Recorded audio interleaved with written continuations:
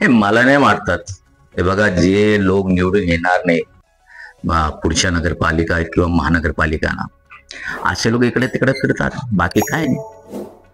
आणि प्लस मायनसचं राजकारण नेहमी असतो, त्यात विशेष गंभीर प्रमाणे याला विचार घेत नाही मी, काही सिरियस घेत नाही. जातील तुम्हाला वाटतं का?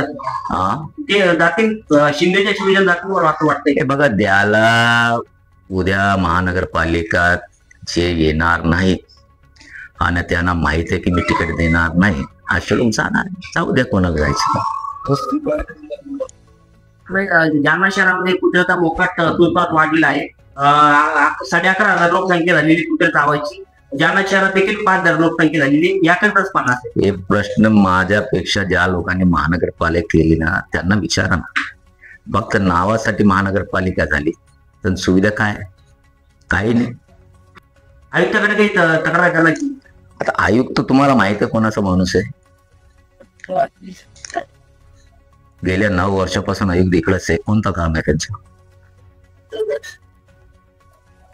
ठीक आहे.